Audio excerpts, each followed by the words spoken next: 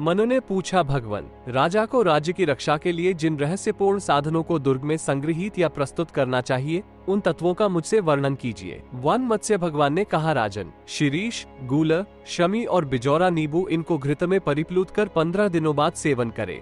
प्राचीन लोग इसे क्षुद्ध योग कहते हैं। कशेरु के मूल भाग तथा फल, ईख के मूल भाग और विष को दूध और घी के साथ सिद्ध करने से बना हुआ पदार्थ मंड कहलाता है। 1 मास बाद इसका सेवन करना चाहिए। इनके सेवन से हथियारों से घायल हुआ मनुष्य मर नहीं सकता। वहाँ चितकबरे रंग वाले बांस के टुकड़े से अग्नि उत्पन्न करे। राजन, उस अग्नि को जिस पर में अपसव्य होकर 3 बार प्रदक्षिणा करे, वहाँ कोई अन्य अग्नि नहीं जल सकती। इसमें अन्यथा विचार करने की आवश्यकता नहीं है। कपास के साथ सर्प की हड्डी जलाने से घरमैन से सर्पों का निष्कासन होता है। घर में निरंतर इस वस्तु की धूप करना सांप को निकालने के लिए विशेष प्रसिद्ध है। राजन, सामुद्री नमक, सेंधा नमक और यथा, ये 3 प्रकार के लवण तथा विद्युत से जली हुई मिट्टी, इन वस्तुओं से जिस भवन की लिपाई होती है उसे अग्नि नहीं जला सकती। दुर्ग में दिन के समय विशेषकर जब वायु का प्रकोप हो, अग्नि को रक्षा करनी चाहिए। विष से राजा की रक्षा करनी चाहिए। उस विषय में मैं युक्ति बतलाता हूँ, सुनिए। राजा को चाहिए कि दुर्ग में क्रीड़ा के लिए कुछ पशु तथा पक्षियों को रखे। सर्वप्रथम उसे अग्नि में डालकर अथवा अन्य किन्हीं उपायों से अत्र को परीक्षा कर लेनी चाहिए। वस्त्र, पुष्प, आभरण, भोजन तथा आच्छादन वस्त्र को राजा पहले परीक्षा किए बिना स्पर्श भी न करे। विष देने वाले मनुष्य ने यदि विष दे दिया है तो उसकी परीक्षा के ये निम्नकथित लक्षण होते हैं। वह मलिन मुख, उद्वेग पूर्वक देखने वाला, खिसकती हुई चादर वाला, उदास, खंभे और भीत की आड़ में अपने को छिपाने की चेष्टा करने वाला, लज्जित तथा शीघ्रता करने वाला होता है। राजन, वह पृथ्वी पर रेखा खींचने लगता है, गर्दन हिलाने लगता है तथा मुख को मलकर सिर खुजलाने लगता है। राजन, निश्चय ही वो विपरीत कार्यों में भी शीघ्रता करने की चेष्टा करता है। विषा ऐसे ही लक्षण होते हैं। राजा को उसकी परीक्षा कर लेनी चाहिए।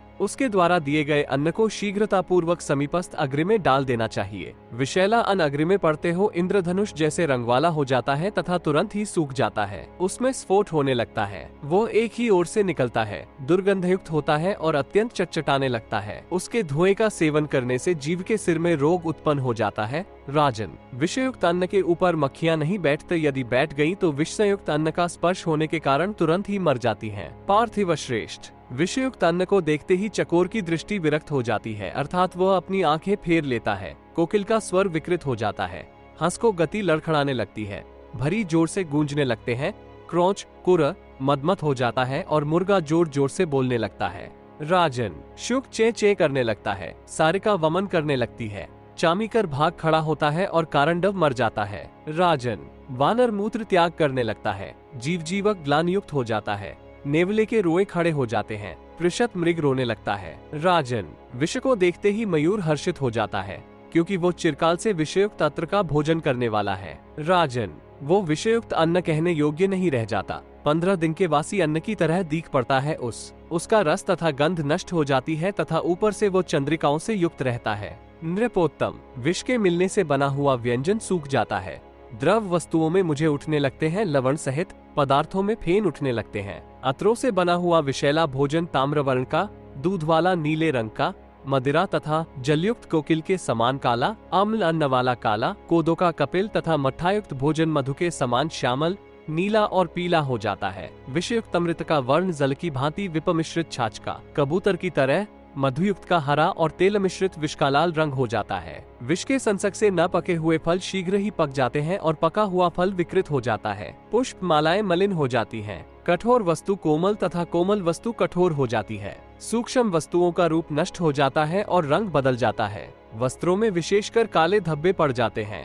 लोहे और मणियों पर मैल जम जाती है। नृपश्रेष्ठ, शरीर में लेपन किए जाने वाले द्रव्यों एवं उपयोग में आने वाली पुष्प मालाओं में दुर्गंधी तथा रंग की मलिनता समझनी चाहिए। राजन, उसी प्रकार जल में भी पीलेपन का आभास आने लगता है। नृपोत्तम, विष के सेवन से दांत, होंठ और चमड़े श्यामल वर्ण के हो जाते हैं और शरीर में क्षीणता का अनुभव होने लगता है। इस प्रकार ये लक्षण जानने चाहिए। इसलिए राजा को सर्वदा मणि, मंत्र और उपर्युक्त औषधियों से सुरक्षित तथा सावधान रहना चाहिए। सूर्यवंश के चंद्र इस पृथ्वी पर प्रजारूपी वृक्ष की जड़ राजा है, अतः उसी की रक्षा से राष्ट्र की वृद्धि होती है। इसलिए सभी को प्रयत्न पूर्वक राजा की रक्षा करनी चाहिए।